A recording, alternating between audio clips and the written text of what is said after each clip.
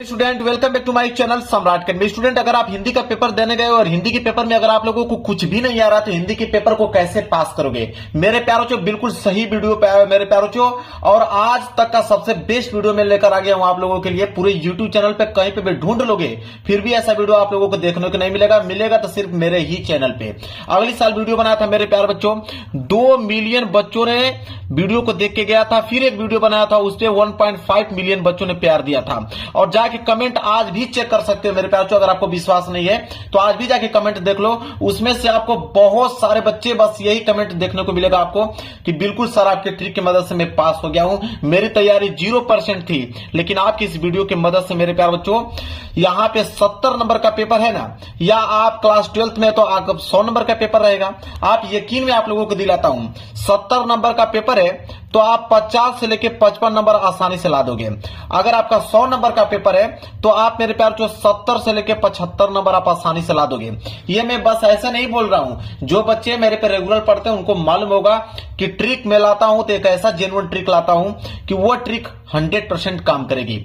मेरे पास 2026 बोर्ड का एक पेपर है हिंदी का मेरे प्यार बच्चों, और इसको मैं खुद बोर्ड एग्जाम की कॉपी पे सॉल्व करके दिखाने वाला हूं, बिना कुछ पढ़े बिना कुछ याद किए, केवल ट्रिक से मेरे प्यार बच्चों। और ये ट्रिक उन्हीं बच्चों के लिए मैं बता रहा हूं जिनकी तैयारी 0% है, किसी कारणवश वो अपनी तैयारी नहीं कर पाए हैं, वो उनके लिए मैं ये वीडियो बनाया हूं। जितने बच्चे तैयारी किए हुए हैं, रेगुलर तैयारी करते आ रहे हैं, वो बिल्कुल अपना सही से लिखेंगे, लेकिन यह वीडियो उनके लिए है जो बिल्कुल तैयारी नहीं कर पाए हैं। वो चाहते हैं कि मैं 70 में कम से कम 50 या 55 नंबर ला दूं, 100 में कम से कम 70 या 75 नंबर ला दूं, मैं कम से कम पास हो जाऊं। उनके लिए वीडियो बनाया हूं मेरे प्यार बच्चों। चलिए मैं इसको पूरा का पूरा सॉल्व करके दिखाता हूं। देखिए, पेपर स्टार्ट करने से पहले मेरे प्यार बच्चों मैं आपको बता देना चाहूंगा कि हिंदी का जो मेरे प्यार बच्चों आता है यहाँ पे पेपर, ठीक है, हिंदी 2 कैटेगरी के पेपर बन के आते हैं मेरे प्यार बच्चों, 2 कैटेगरी के क्वेश्चन बन के आते हैं। एक आता है आपका सब्जेक्टिव प्रश्न, एक आता है ऑब्जेक्टिव प्रश्न। तो अगर हम बात करें, एक आता है सब्जेक्टिव प्रश्न, एक आता है आपका ऑब्जेक्टिव प्रश्न। तो सबसे पहले हम ऑब्जेक्टिव प्रश्न का ट्रिक बता देता हूं, इसके बाद हम सब्जेक्टिव प्रश्नों को लिख कर दिखाने वाले हैं। देखिए, मैं बताने वाला हूं आप लोगों को ऑब्जेक्टिव प्रश्न का ट्रिक, जिसे हम लोग बोलते हैं MCQ का ट्रिक मैं बताने वाला हूं। और ये जो ट्रिक बताने वाला हूं 100% मेरे प्यार जो ट्राई करके देख लीजिएगा, 100% जेन्युइन ट्रिक आप लोगों को बताने वाला हूं, ठीक है।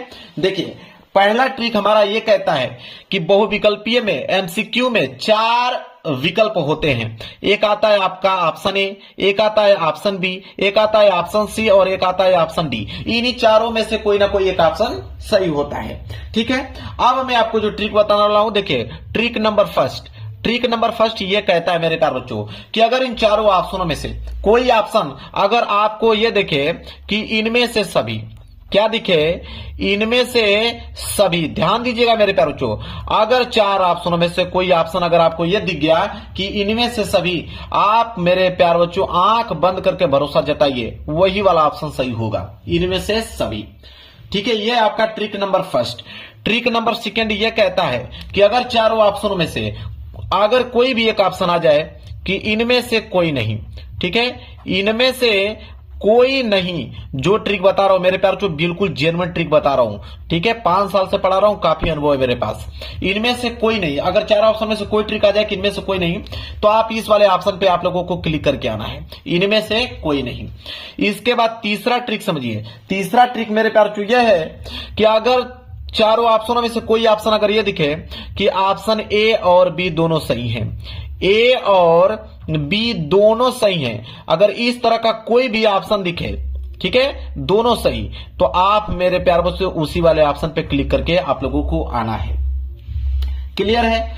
अब चौथा ट्रिक समझिए, चौथा ट्रिक यह है कि अगर चारों के चारों ऑप्शन अलग हों, ठीक है, अगर अलग टाइप के क्वेश्चन आए मेरे प्यार बच्चों, देखिए अगर अलग टाइप के अगर ऑप्शन आ जाए, चारों के चारों ऑप्शन अलग है, option A, option B, option C और ऑप्शन डी, ठीक है, इन तीनों में से कोई ना आए, ठीक है, चारों के चारों ऑप्शन अलग हो, तब क्या करोगे, आप वहां पे लगाओगे रामबाण। क्या लगाओगे मेरे प्यारो चो, रामबाण ट्रिक लगाओगे, जो कि आपको मेरे प्यारो चो 90% स्कोर करके देगा ऑब्जेक्टिव प्रश्न में। कौन सा है देखिए, या तो ऑप्शन ए पे क्लिक कीजिए या तो ऑप्शन सी पे क्लिक कीजिए। मेरे प्यारे बच्चों, ऑप्शन ए और ऑप्शन सी, मेरे प्यारे बच्चों यकीन मानिए कि अगर आपके पेपर में 20 ऑब्जेक्टिव प्रश्न है तो आपको दावे के साथ कह सकता हूं, आप जाके चेक कर लेना, मैं पूरा का पूरा प्रीवियस पेपर ढूंढ के लेकर आया हूं इस ट्रिक को, कि 20 क्वेश्चन में से आपके 12 से लेकर 13 ऐसे प्रश्न होंगे जिनका ऑप्शन ए और ऑप्शन सी सही होगा। तो 12 से 13 नंबर प्रश्न आपके यहां से उठ जाएंगे मेरे प्यारे बच्चों। 20 बहुविकल्पीय में से 12 से 13 नंबर आसानी से आप ला पाओगे। यह है आपका ऑब्जेक्टिव प्रश्न का ट्रिक मेरे प्यारे बच्चों। यही ट्रिक की मदद से मेरे प्यारे बच्चों हर साल बच्चे पास होते हैं ऑब्जेक्टिव प्रश्न में। अब मैं आप लोगों को बताने वाला हूं सब्जेक्टिव प्रश्न। देखिए सब्जेक्टिव प्रश्न यहां से स्टार्ट है। सबसे पहले आएगा खंड ब, और खंड ब में वर्णनात्मक प्रश्न। कुछ भी याद करने के नहीं बोलूंगा, पूरा का पूरा पेपर सॉल्व करके अभी दिखाने वाला हूं आप लोगों के सामने। देखिए मेरे प्यारे बच्चों, क्या काम करना है आप लोगों को, यहां पे आया है खंड ब वर्णनात्मक प्रश्न। तो इसको देखिए बोर्ड एग्जाम की कॉपी भी करोगे क्या, सबसे पहला मेन चीज है आपका हेडिंग। हेडिंग बिल्कुल सही होना चाहिए मेरे प्यारे बच्चों। जैसे खंड ब है तो आप यहां पे डालोगे खंड ब, ठीक है। खंड ब था तो आप डालोगे खंड ब, और यह बिल्कुल मेरे प्यारे साफ सुथरा आप लोगों को लिखना है। देखिए नंबर कैसे आप लोगों को मिलेगा, एग्जामिनर को कुछ मालूम नहीं चल पाएगा मेरे प्यारे बच्चों, वो पूरा का पूरा आपको नंबर देता चला जाएगा। आपने खंड ब डाल दिया। इसके बाद वर्णनात्मक प्रश्न है तो एक लाइन का गैप छोड़कर आप यहां पे डालेंगे वर्णनात्मक प्रश्न, ठीक है। क्या डालेंगे, वर्णनात्मक प्रश्न मेरे प्यारे बच्चों यहां पे आप डालेंगे। ये आपकी हेडिंग होगी वर्णनात्मक प्रश्न, ठीक है। इसके बाद ब्रैकेट में इसको आप पैक कर दीजिए, और इसके बाद स्केल की सहायता से इसके नीचे आप कर दीजिए मेरे प्यारे बच्चों अंडरलाइनिंग। जो चीज मैं बता रहा हूं वही काम आप लोगों को करना है। देखिए खंड ब वर्णनात्मक प्रश्न, खंड ब वर्णनात्मक प्रश्न मैंने डाल दिया। अब यहां पे प्रश्न संख्या 21 कर रहे हो। देखिए ध्यान समझिए, प्रश्न संख्या 21 है, निम्नलिखित में से किसी एक गद्यांश पर आधारित सभी प्रश्नों को उत्तर दीजिए। अब देखिए गद्यांश का मैं ट्रिक बता रहा हूं कि किसी भी गद्यांश को आप कैसे सॉल्व करोगे। प्रश्न उत्तर संख्या 21 है तो आप यहां पे डालोगे कि प्रश्न उत्तर संख्या 21, प्रश्न उत्तर संख्या 21, ठीक है। प्रश्न उत्तर संख्या 21, ठीक है। ये हेडिंग हो गया। स्केल की सहायता से इसके नीचे मेरे प्यारे बच्चों आप कर दीजिएगा अंडरलाइनिंग, ठीक है। स्केल की सहायता से आपने अंडरलाइनिंग कर दिया। इसके बाद देखिए, अब देखिए 21 का क दिया है कि 21 का क करने वाले हो कि अथवा करके दिया है पीछे ख, दोनों में से कोई एक ही करना है, ठीक है। या तो क वाला कीजिए या तो ख वाला कीजिए। अगर मेरे प्यारे बच्चों अगर आप क करने वाले हो तो आपको लिखना पड़ेगा यहां पे कि आप क वाला करने वाले हो। तो 21 का क एक तो यहां पे लिख दीजिएगा कि प्रश्न उत्तर संख्या 21 का क आप कर रहे हो। इसके बाद यहां पे लिखिएगा मेरे प्यारे बच्चों संकेत। क्या लिखिएगा, संकेत लिखिएगा मेरे प्यारे बच्चों। देखिए आप यही ट्रिक इस्तेमाल कीजिए, पूरा का पूरा नंबर मिलेगा। संकेत क्या होता है उसको समझिए। संकेत का मतलब होता है कि शुरू की कुछ लाइन लिख लो, जैसे बहुत से लोग, बहुत से लोग, फिर डॉट डॉट करते जाओ, लास्ट की लाइन अच्छी बात नहीं, ठीक है। तो यहां पे लिखोगे बहुत से लोग, लिखोगे कि बहुत से लोग, इसके बाद आप डॉट डॉट करते जाओगे, अच्छी बात नहीं। क्या था, अच्छी बात नहीं, अच्छी बात नहीं। यह हो गया संकेत का काम कर रहा है। कुछ भी याद करने के लिए बोला वो नहीं, पूरा का पूरा पेपर से ही हम लोग लिख रहे हैं। अच्छी बात नहीं, यह संकेत हमने लिख दिया। संकेत लिखने के बाद मेरे प्यारे बच्चों अब समझिए, इसमें आपको दिया है 3 प्रश्न, पहला, दूसरा, तीसरा। पहला प्रश्न बोला है कि उपयुक्त गद्यांश का संदर्भ लिखिए। संदर्भ देखिए कैसे लिखा जाता है, कैसे मेरे प्यारों चो आप संदर्भ लिख के पूरा का पूरा नंबर ले लोगे। देखिए पहला प्रश्न कर रहे हो तो आप लिखोगे पहला, संदर्भ कर रहे हो तो यहां पे हेडिंग डालोगे संदर्भ, ठीक है, संदर्भ। ये हो गया आपकी हेडिंग। इसके नीचे स्केल की सहायता से आप अंडरलाइनिंग कर दीजिएगा। मैं हाथ से ही कर दे रहा हूं क्योंकि समय आप लोगों का बच जाएगा। देखिए स्केल है ना, यहां पे इस तरह रख कर अंडरलाइनिंग कर दीजिएगा। ये संदर्भ। संदर्भ लिखने का तरीका क्या होता है वो देखिए। संदर्भ में लिखोगे मेरे प्यारे बच्चों यहां पे कि ये गद्यांश है तो आप लिखोगे प्रस्तुत गद्यांश। बिल्कुल सिंपल मेरे प्यारे बच्चों, नंबर आपको पूरा का पूरा मिलेगा। लिखोगे प्रस्तुत गद्यांश, प्रस्तुत गद्यांश हमारी पाठ्य पुस्तक, हमारी पाठ्य पुस्तक प्रस्तुत गद्यांश हमारी पाठ्य पुस्तक, अब हिंदी लिख रहे हो ना तो हिंदी को ब्लैक पेन से, सिंगल इन्वर्टेड कामा के अंदर ब्लैक पेन से लिखो कि प्रस्तुत गद्यांश हमारी पाठ्य पुस्तक हिंदी के, अब यह गद्यांश है तो गद खंड लिखोगे, हिंदी के गद खंड में संकलित, हिंदी के गद खंड में संकलित, हिंदी के गद खंड में संकलित अब चैप्टर का नाम लिखना है, किस चैप्टर से लिया गया है। ठीक है, तो यह चैप्टर मेरे प्यारे बच्चों देखिए, अब यही दिमाग आपको लगाना है। अब आपको तो मालूम है ना कि किस चैप्टर से लिया गया है। ठीक है, तो जैसे मान लीजिए कि आप पढ़ते हैं, बहुत से लोग ऐसे होते हैं जिनके घड़ी भर के साथ से भी बुद्धि भ्रष्ट हो जाती है। अब मेरे प्यारे बच्चों जैसे मैंने इसको पढ़ा तो हमको तो मालूम चल गया कि यह तो मित्रता चैप्टर से लिया गया है। किस चैप्टर से लिया गया है? मित्रता चैप्टर से लिया गया है। अब आप कहोगे कि सर अगर हमको ना मालूम चले कि मित्रता चैप्टर से लिया गया तो हम क्या करें?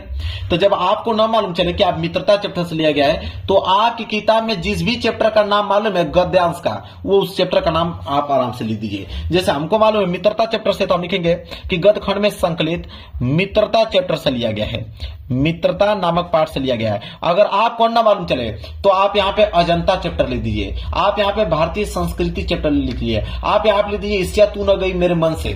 जो भी चैप्टर का नाम है आप आराम से लिख दीजिए। यही ट्रिक है मेरे प्यारे बच्चों। देखिए नंबर कैसे मिलता है।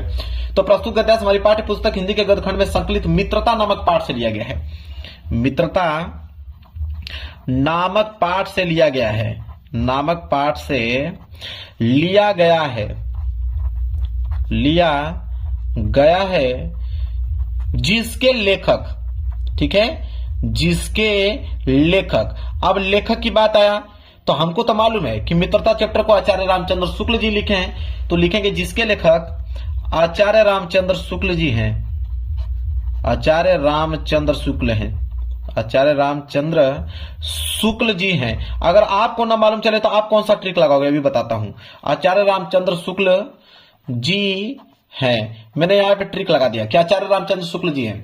अगर आपको ना मालूम चले तो यहाँ पे डॉक्टर राजेंद्र प्रसाद लिख लीजिए, आप यहाँ पे जयशंकर प्रसाद लिख लीजिए, यहाँ पे आप बिहारी लाल जी लिख लीजिए, जिसका भी नाम है आप लिख सकते हैं, कोई दिक्कत नहीं है। यह संदर्भ आपका कंप्लीट हो गया। ठीक है, यह संदर्भ मेरे प्यारे बच्चों कंप्लीट हो गया आप लोगों का। इसके बाद अगर हम बात करें अगले प्रश्न, देखो दूसरा प्रश्न है कि गद्यांश के रेखांकित अंश की व्याख्या कीजिए। कोई दिक्कत नहीं है, एक लाइन का गैप छोड़िए, यहां पे दूसरा हेडिंग डालिए रेखांकित अंश की व्याख्या। तो वहां पे हेडिंग डालेंगे आप रेखांकित अंश की व्याख्या। चलिए डालते हैं रेखांकित अंश की व्याख्या। ब्लैक पेन से आप लोगों को हेडिंग डाल लेना है रेखांकित अंश की व्याख्या। ये आपकी हेडिंग हो गया। स्केल की सहायता से आप इसके नीचे बस मेरे प्यारों से आपको अंडरलाइनिंग कर देना है। अब देखिए जहां तक अंडरलाइन किया होगा ना उसी का आपको व्याख्या बताना है। जैसे देखिए मैं बताता हूं, यहां से लेकर यहां तक व्याख्या करना है। तो व्याख्या कैसे करोगे? अगर आपको नहीं आ रहा तो आप लिखोगे कि लेखक कहते हैं कि, पहली लाइन क्या रहेगी आपकी? लेखक कहते हैं कि, या तो आप लिखिएगा आचार्य रामचंद्र शुक्ल जी कहते हैं कि, लेखक कहते हैं कि, क्या कहते हैं? देखिए लिखेंगे कि बहुत से लोग ऐसे होते हैं जिनके घड़ी भर के साथ से भी बुद्धि भ्रष्ट हो जाती है। अब इसी को व्याख्या करना है तो आप नहीं लिख दोगे कि बहुत से ऐसे व्यक्ति होते हैं कि जिनके साथ अगर हम थोड़ा सा भी वक्त बिताएं तो उनकी बातें इतनी गंदगी होती है, इतना गंदा भरा बात होता है उनका कि ऐसी ऐसी बीच में वो बातें कहते हैं जो कानों में न पड़नी चाहिए, चित्त पर ऐसे प्रभाव पड़ते हैं जिनकी उसकी पवित्रता का नाश होता है। मतलब आप बनाकर आप इसी चीज को आप एक्सप्लेन करके लिखोगे कि लेखक ये कहते हैं कि कुछ ऐसे व्यक्ति होते हैं कि जिनके साथ अगर आप 10 मिनट का भी समय गवा देते हैं तो उनकी बातें ऐसी होती हैं कि जिनकी आप बुद्धि भ्रष्ट हो जाएगी आपकी। ठीक है, आप गलत मार्ग पे चलने लगेंगे, इतनी फुहड़ व भद्दी बातें वह करते हैं। ठीक है, वही चीज अपने आप में, मतलब उस चीजों को आप कैसे एक्सप्लेन करना चाहते हो, एग्जामिनर को कैसे समझाना चाहते हो उस चीज को, यही आपको मेरे प्यार जो अपनी भाषा में आप लोगों को लिखना है। और ज्यादा दिमाग लगाने की कोई जरूरत नहीं है। एग्जामिनर, हर एक एग्जामिनर यही चाहता है कि आप किताब से ना लिखें कि जो किताब में दिया है हूबहू लिखें। एग्जामिनर ये चाहता है कि आप अपनी भाषा में आप हमको कैसे समझाना चाहते हैं, एग्जामिनर वो चाहता है। बस आप यहां पे लिखेंगे, यहां से 2 नंबर मिल जाएगा, यहां से आपको 2 नंबर मिल जाएगा। एक प्रश्न और बचा है, तो अगर ये पेज भर जाए तो आप यहां पे पीटीओ लिख दीजिए। पीटीओ मतलब पेज टर्नओवर। आप पीटीओ लिखकर पेज को मेरे प्यार दोस्तों आप पलट दीजिए, कोई दिक्कत नहीं है। इतना आसान तरीका बता दूंगा, पूरे के पूरे प्रश्न को सॉल्व करके दिखा दूंगा। देखिए तीसरा प्रश्न करने वाले को कोई दिक्कत नहीं है, आप यहां पे डालोगे तीसरा हेडिंग, डालोगे तीसरा प्रश्न। तीसरा प्रश्न क्या है देखिए, बोला है कि किस प्रकार की बातों का प्रभाव व्यक्ति पर जल्दी पड़ता है। तो यहां पे देखिए लिखेंगे कि जिनके घड़ी भर के साथ सभी बुद्धि भ्रष्ट हो जाती है, क्योंकि उतने ही बीच में ऐसी ऐसी बातें कही जाती है जो कानों में न पढ़नी चाहिए, चित्त पर ऐसे प्रभाव पड़ते हैं जिनसे उनकी पवित्रता का नाश होता है और बुराई अटल भाव धारण करने बैठती है। बुरी बातें हमारी धारणा में बहुत दिनों तक टिकती हैं। इस बात को प्राय सभी लोग जानते हैं कि भद्दे व फुहड़ गीत जितनी जल्दी ध्यान में चढ़ते हैं उतनी ही जल्दी गंभीर अच्छी बातें नहीं। यही बोला ना कि इस प्रकार की बातों का प्रभाव व्यक्ति पर जल्दी पड़ता है। तो बुरी बातें, भद्दी बातें, फुहड़ बातें जो होता है व्यक्ति के जल्दी ध्यान पर पड़ता है। तो ये इसी पैसेज में से आपको लिख दोगे। पैसेज को एक बार ध्यान से जब पढ़ लोगे ना तो आप आंसर बना के लिखना चालू कर दोगे, कोई दिक्कत नहीं, इसमें बहुत कठिन वाली चीजें नहीं है। तो देखिए भद्दी बातें, बुरी बातें, फुहड़ बातें जो है व्यक्ति के ध्यान में जल्दी पड़ता है, उसी चीज को अपने भाषा में यहाँ पे लिख दोगे तो एग्जाम वाला आपको 2 नंबर दे देगा। गद्यांश सॉल्व करने का तरीका मालूम चल गया। बताइए, गद्यांश मैंने बता दिया कि नहीं आप लोगों को। अब कभी भी गद्यांश आएगा तो उसको आप आसानी से सॉल्व कर पाओगे। अब बारी आएगी पद्यांश का। प्रश्न संख्या 22, प्रश्न संख्या 22 मेरे प्यारे बच्चों, पद्यांश। अभी हमने गद्यांश का तरीका आप लोगों को बता दिया। देखिए पद्यांश का तरीका क्या होता है, देखिए प्रश्न उत्तर संख्या अगर 22 है तो आप एक लाइन का गैप छोड़कर डालोगे यहाँ पे प्रश्न उत्तर संख्या 22। पूरा का पूरा प्रश्न सॉल्व करके दिखाऊंगा ट्रिक से, एक भी प्रश्न नहीं छोड़ूंगा। प्रश्न उत्तर संख्या 22 का यहाँ पे हम लोग करने वाले हैं क वाला। तो मान लीजिए क वाला करने तो क वाला डालेंगे और स्केल की सहायता से इसके नीचे आप अंडरलाइनिंग कर दीजिएगा। मेरे पास समय नहीं है कि मैं करके दिखाऊं, आप लोग कर लीजिएगा। प्रश्न उत्तर संख्या 22 का क। इसके बाद आपने क्या बताया, संकेत लिखना बहुत ही ज्यादा कंपलसरी है, संकेत आपको लिखना ही है। ठीक है, संकेत कैसे लिखना मैंने आपको शुरू में ही बता दिया कि शुरू की कुछ लाइन डॉट डॉट करते जाओ, लास्ट की कुछ लाइन आपको लिख देना है। ठीक है, शुरू की कुछ लाइन डॉट डॉट करते जाना है, लास्ट की कुछ लाइन लिख देना है, ये संकेत का काम करेगा। अभी मैंने गद्यांश में बताया। अब यहाँ पे पद्यांश है, इसमें भी बोला है या तो क वाला करने वाले हो, क वाला नहीं आ रहा है तो अथवा करके दिया है ख वाला। ठीक है, दोनों में से कोई एक ही करना है। मैं क वाला करके आपको ट्रिक बता रहा हूं, आपका मन करे तो ख वाला में भी ये ट्रिक आप लगा सकते हो। क वाला है, 3 प्रश्न है, पहला, दूसरा, तीसरा। पहला कि उपयुक्त गद्यांश का संदर्भ लिखिए। अब मेरे प्यारे बच्चों देखिए, गद्यांश नहीं पद्यांश है, उपयुक्त पद्यांश का संदर्भ लिखिए। पहला वाला प्रश्न कर रहे हो तो पहला लिखोगे, यहां पे लिखोगे संदर्भ। देखिए संदर्भ दोनों में सेम होता है मेरे प्यारे बच्चों, वहां पे गद्यांश होता है, यहाँ पे पद्यांश। तो जो जो यहाँ पे गद्यांश लिखो यहाँ पे पद्यांश आपको लिखना पड़ेगा, मतलब सेम चीज वही लिखोगे कि प्रस्तुत पद्यांश। वहां पे गद्यांश हमने लिखा था ना, यहाँ पे पद्यांश लिखोगे कि प्रस्तुत पद्यांश हमारी पाठ्य पुस्तक, प्रस्तुत पद्यांश हमारी पाठ्य पुस्तक, प्रस्तुत पद्यांश हमारी पाठ्य पुस्तक हिंदी के। अब यहां पे लिखोगे, हिंदी को मैंने बताया आप लोगों को ब्लैक पेन से लिखना है मेरे प्यारों चो। हिंदी के, वहां पे गद खंड था ना, यहाँ पे पद खंड लिखेंगे। हिंदी के पद खंड में संकलित, पद खंड में संकलित, अब चैप्टर का नाम लिखना है कि किस चैप्टर से लिया गया है। देखिए ध्यान से, अब मेरे प्यारे बच्चों इसको जैसे आप पढ़ोगे मेरे प्यारे बच्चों, मैं पेपर दिखाता हूं आप लोगों को समझ में आ जाएगा। देखिए पढ़ोगे कि उद्योमण्ड भय 10-20, जैसे आप इसको पढ़ोगे तो आपको मालूम चलेगा कि ये तो क्या लिखूं चैप्टर से लिया गया है, क्या लिखूं चैप्टर से मेरे प्यारे बच्चों ये लिया गया है। और इसके जो लेखक हैं कौन है, पद्मलाल पूनालाल बख्शी जी हैं। आप देखिए कि पदखंड में संकलित क्या लिखूं चैप्टर से लिया गया है, क्या लिखूं। अगर आपको ना मालूम चले कि यह क्या लिखूं चैप्टर से लिया गया है तो आप किसी भी चैप्टर का नाम मेरे प्यारे बच्चों आप लिख दीजिएगा, कोई दिक्कत नहीं है। ठीक है, क्या लिखूं नामक पाठ से लिया गया है। अगर आपको ना मालूम चले तो किसी भी चैप्टर का नाम लिख दीजिए, नामक पाठ से लिया गया है, नामक पाठ से लिया गया है जिसके रचयिता, देखिए पद्यांश के रचयिता होते हैं, गद्यांश के लेखक होते हैं। तो जिसके लिया गया है खड़ी पाई, जिसके रचयिता लिखोगे कि जिसके रचयिता कौन है, तो यहां पे पद्मलाल पूनालाल बख्शी जी हैं। अगर आपको ना मालूम चले तो आप किसी भी यहां पे नाम लिख दीजिएगा किसी भी कवि का। तो पद्मलाल पूनालाल बख्शी जी हैं, ऐसे आपको लिख देना है। लो भाई, यहां पे संदर्भ आपका कंप्लीट हो गया। पद्यांश का संदर्भ ऐसे लिखा जाता है। इसके बाद इसके नीचे दूसरा प्रश्न है तो आप लिखोगे दूसरा प्रश्न पढ़ लेना। बोला है कि गोपियां उद्धव द्वारा बताए गए ब्रह्मा ईश्वर की आराधना में स्वयं को असमर्थ क्यों बताती हैं। तो जब इसको पढ़ोगे मेरे प्यारों तो आपको समझ में आ जाएगा। अपने से बनाकर आपको लिखना है। रेखांकित अंश की व्याख्या कीजिए कि तुम तो सखा श्याम सुंदर के सकल जोग के ईश, सुर हमारे नंदन बिनु और नहीं जगदीश। इसको मेरे प्यारों अपने भाषा में आपको एक्सप्लेन करके कुछ ना कुछ जोड़कर उनके बारे में आपको बताना है। नंबर आपको 100% पूरे मिलेंगे, बस आप लिखिए तो सही। ठीक है, तो जब इसको दूसरे वाला आंसर को यहाँ पे कंप्लीट कर देंगे, पेज भर जाए कोई दिक्कत नहीं है। तीसरे वाले आंसर को यहाँ पे लिख दीजिएगा, नंबर मिल जाएगा। तो गद्यांश और पद्यांश दोनों का ट्रिक मैंने बता दिया कि नहीं? चलिए, कोई दिक्कत नहीं होना चाहिए। अब मेरे प्यारों यहाँ पे आइए प्रश्न संख्या 23। प्रश्न संख्या 23 है कि संस्कृत का गद्यांश आ गया। ठीक है, तो संस्कृत का गद्यांश और संस्कृत का पद्यांश भी आएगा। प्रश्न संख्या 24। तो प्रश्न संख्या 23 है संस्कृत का गद्यांश, जो कि 5 नंबर के लिए पूछता है। दो ही चीज इसमें कॉमन होता है मेरे प्यारों।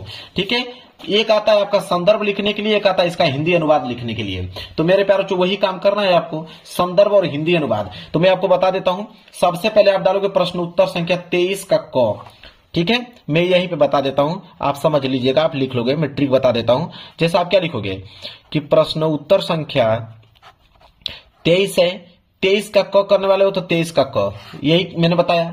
इसके बाद मैंने बताया कि संकेत लिखना बहुत काफी कंपलसरी है। आप संकेत कैसे लिखा जाता है? शुरू के कुछ लाइन डॉट डॉट करते हुए लास्ट की कुछ लाइन संकेत का काम करेगा। इसमें तो दो ही चीज लिखना है, एक आपका संदर्भ, एक हिंदी अनुवाद। संकेत लिखने के बाद उसके नीचे एडिंग डालोगे आप संदर्भ। संदर्भ इसका बहुत आसान होता है मेरे प्यारों, इसका संदर्भ बिल्कुल आसान होता है। ठीक है, इसका संदर्भ मेरे प्यारों बिल्कुल आसान होता है। कैसे लिखना है मैं आपको बताता हूं, देखिए। चलिए मैं इस पे लिख के दिखा देता हूं। अगर इसका संस्कृत के गद्यांश का अगर आपको संदर्भ लिखना है तो संस्कृत के गद्यांश का संदर्भ कैसे लिखा जाता है समझिए, बहुत आसान होता है। इसमें आप लिखोगे कि प्रस्तुत गद्यांश, लिखोगे कि प्रस्तुत गद्यांश हमारी पाठ्य पुस्तक, बिल्कुल आसान होता है मेरे प्यारों, हमारी पाठ्य पुस्तक हिंदी के, अब हिंदी को मैंने बताया कि ब्लैक पेन से आपको लिखना है, बार बार नहीं बताऊंगा, हिंदी को ब्लैक पेन से लिखना है। ठीक है, तो प्रस्तुत गद्यांश हमारी पाठ्य पुस्तक हिंदी के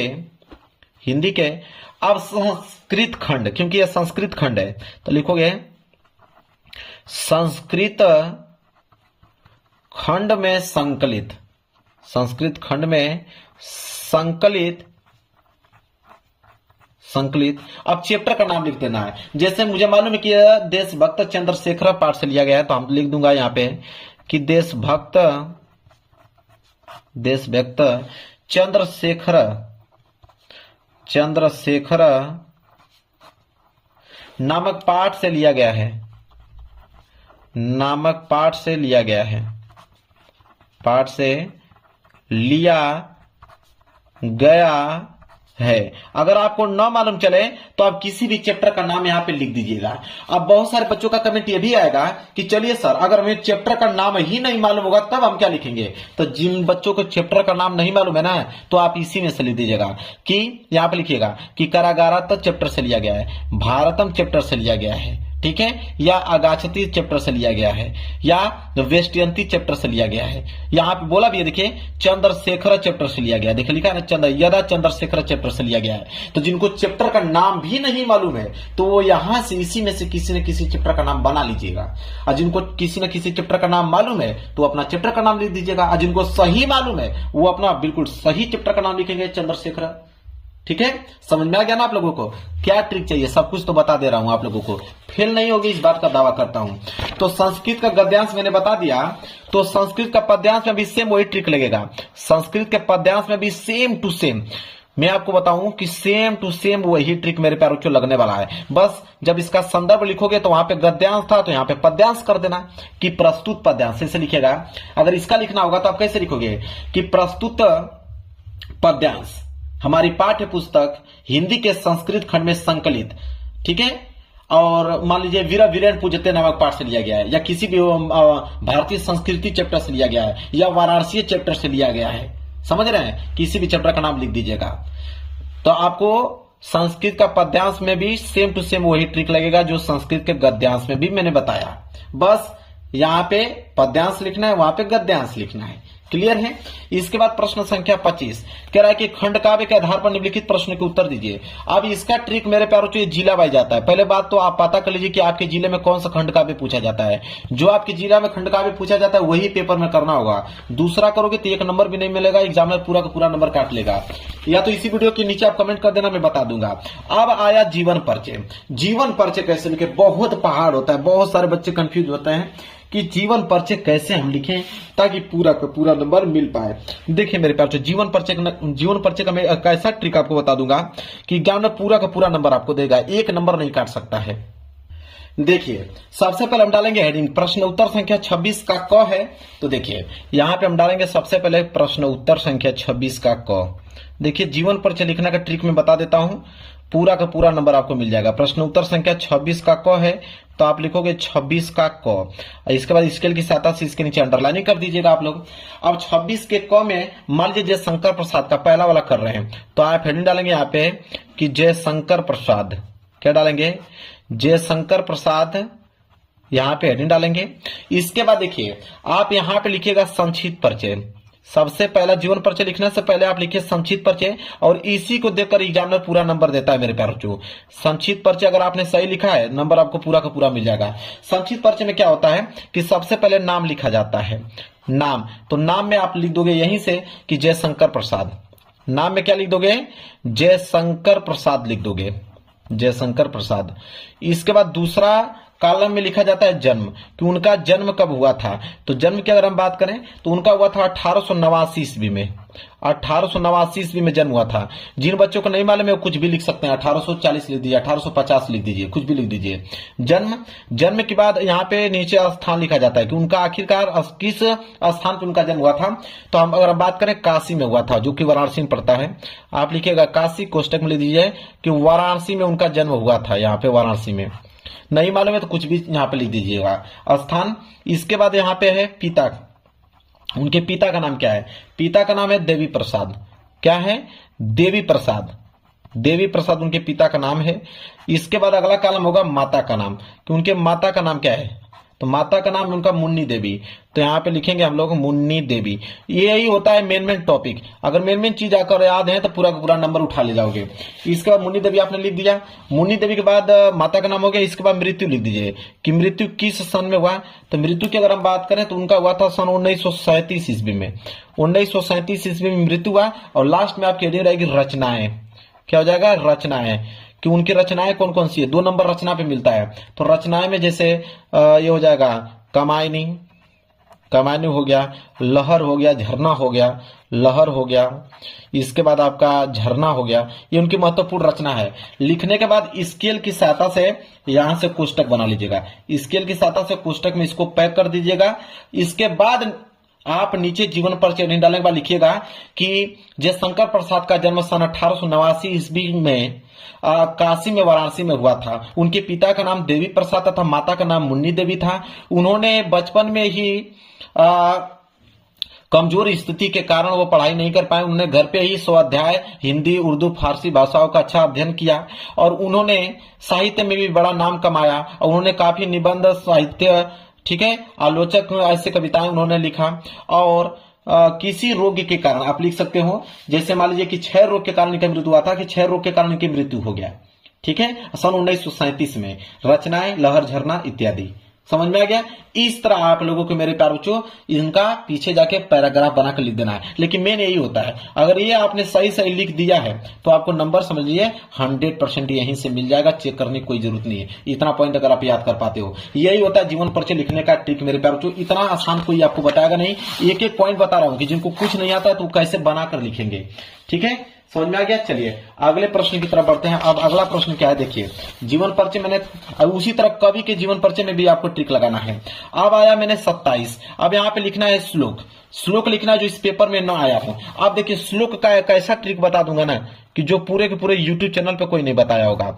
श्लोक का ट्रिक मैं आपको बता रहा हूं। देखिए श्लोक का ट्रिक यह है, देखिए श्लोक के लिए अगर श्लोक आपको लिखना है तो आपको संस्कृत के पद्यांश पे जाना होगा। संस्कृत के देखिए, ये आपका संस्कृत का पद्यांश है। संस्कृत का पद्यांश बोला कि जो इस पेपर में ना आया हो तो न तो ये वाला श्लोक लिख सकते हैं, न तो ये वाला श्लोक लिख सकते हैं। अगर ये वाला श्लोक लिख देंगे एक भी नंबर नहीं मिलेगा, क्योंकि उसने बोल रखा है कि जो इस पेपर में न आया हो। ठीक है, अब देखिए श्लोक यहीं से बनाएंगे। देखिए 2 लाइन का श्लोक लिखना है, तो हम क्या करेंगे कि ये जो आप देख रहे हो एक लाइन यहां से उठा लेंगे और जस्ट उसी के नीचे यहां से लेके यहां तक लाइन छाप देंगे। तो जब एक लाइन यहां लिखोगे और जस्ट उसके नीचे यहां पे लिख दोगे, अब एग्जामिनर जब कॉपी चेक करेगा तो उसको मालूम चलेगा कि हाँ आपने कोई ना कोई एक श्लोक लिखा है, वो नंबर आपको दे देगा।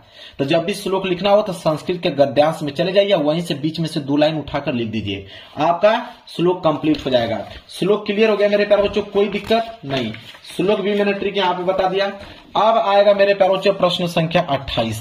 प्रश्न संख्या 28 है कि आपके विद्यालय में खेल की सुविधाएं बहुत कम है, आपने विद्यालय के प्रधानाचार्य को पत्र लिखिए जिसमें खेल सुविधाएं उपलब्ध कराने का अनुरोध किया गया हो। देखिए पत्र लेखन का मैं ट्रिक बताता हूं, बिल्कुल बहुत आसान है पत्र लेखन लिखना मेरे प्यारे बच्चों। पत्र लेखन बिल्कुल आसान है, 4 नंबर मिल जाएगा। पत्र लेखन में अगर विद्यालय को आप लिख रहे हो पत्र कि खेलकूद की सामग्री आपके पास नहीं है, तो आप उनके मंगाने के लिए आप लिख रहे हो मेरे प्यारे बच्चों यहाँ पे पत्र लेखन। तो सबसे पहले लिखोगे कैसे, देखिए सबसे पहले मेरे प्यारे बच्चों लिखोगे आप सेवा में। क्या लिखोगे मेरे प्यारे बच्चों, सेवा में। क्या लिखोगे, सेवा में कामा लगाओगे। प्रधानाचार्य को लिख रहे हो तो लिखोगे प्रधानाचार्य, सेवा में प्रधानाचार्य महोदय। बहुत सिंपल है, प्रधानाचार्य महोदय, फिर कामा लगाओगे। अब अपने विद्यालय का नाम लिखिएगा। अब यहां पे क्या लिखेंगे आप, स्कूल नेम, स्कूल नेम अपनी स्कूल का नाम, और यहां पे लिखिएगा नीचे स्कूल एड्रेस कि आपकी स्कूल का जो एड्रेस है वो एड्रेस क्या है। तो स्कूल नेम, स्कूल एड्रेस, इतना लिख दीजिएगा। लिखने के बाद आप हेडिंग डालेंगे विषय। क्या डालेंगे, विषय। किस विषय के बारे में आप पत्र लेखन लिख रहे हो, तो आप लिखोगे विद्यालय में खेलकूद की सामग्री के लिए। लिखेंगे विद्यालय में खेलकूद की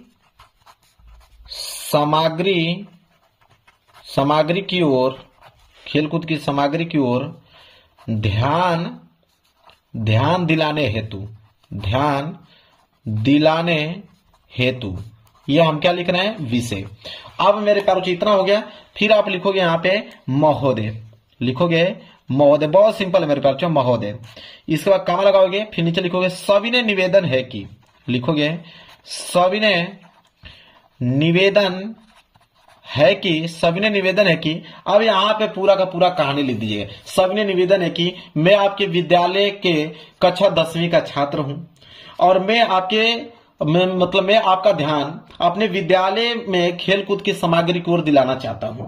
ठीक है, क्योंकि मेरे स्कूल में खेल संबंधित कोई भी सामान नहीं है, इसलिए हमारे जो छात्र हैं, ठीक है, वो अच्छे से खेल नहीं खेल पाते हैं, और जब भी खेल प्रतियोगिता होता है तो उसमें वह क्या होते हैं, विफल हो जाते हैं।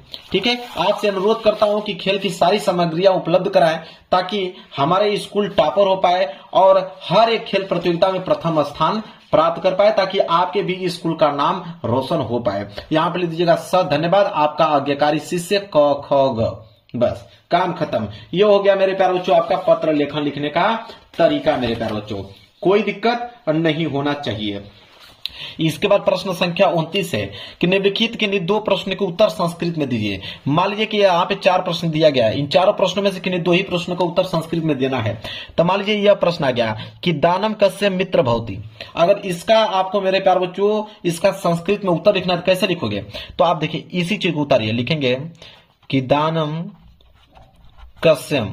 ठीक है, अब आगे क्या लिखोगे, अब मैं बताता हूं। संस्कृत का पद्यांश मान लीजिए है ना, तो आप लिखोगे कि हितवार्थवान, ये जो ये वाला वर्ड उठा लीजिए हितवार्थवान, तो लिखोगे हितवार्थवान, तो लिखोगे यहां पे कि दानम कस्यम हितवार्थवान मित्र भवति।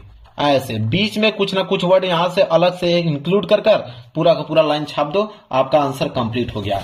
अब इस पेपर का लास्ट प्रश्न मैं दिखा रहा हूं, जो कि मेरे पास निबंध आता है 7 नंबर के लिए।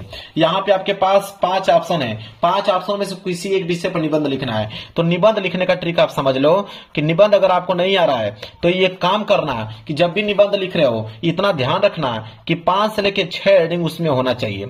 5 से लेकर 6 हेडिंग होना चाहिए, चाहे आप किसी प्रकार से हेडिंग बनाओ। ठीक ठीक है, लेकिन 5 से 6 हेडिंग होना चाहिए। और हेडिंग हो रहा है तो जो पहली हेडिंग होना चाहिए और एक लास्ट हेडिंग, ठीक है। तो पहली हेडिंग तो आपका प्रस्तावना होना चाहिए। पहली हेडिंग भले गलत लिखी है लेकिन पहली हेडिंग प्रस्तावना उसमें नजर आना चाहिए। और लास्ट की हेडिंग आपका उपसंहार होना चाहिए, ठीक है। यह 2 हेडिंग आपका होना ही चाहिए। बाकी बीच में आप कोई भी हेडिंग बनाकर लिखे, कोई दिक्कत नहीं है, क्योंकि एग्जामिनर एक प्रस्तावना को देखता है, एक उपसंहार को देखता है। बीच में आपने अगर 3-4 हेडिंग और बनाकर लिख लिया है, आपको नंबर 7 में 7 नंबर मिल जाएगा। अब ये पेपर पूरा हो गया समाप्त। ये मैं नहीं किया हूं कि 10 मिनट में कोई एक ट्रिक बता दिया आप लोग पास हो जाओगे। मैंने पूरा पेपर ही सॉल्व करके दिखाया, एक एक प्रश्न कि उस प्रश्न को आप कैसे सॉल्व करोगे। तब मैं दावा कर रहा था कि आप 70 में कम से कम 50 या 55 और 100 में कम से कम 70 या 75 नंबर ला पाओगे। वीडियो पसंद आए तो लाइक कर देना, चैनल पर नए हो तो चैनल को जरूर सब्सक्राइब कर लेना। मिलेंगे एक प्यार से नेक्स्ट वीडियो में, तब तक के लिए धन्यवाद।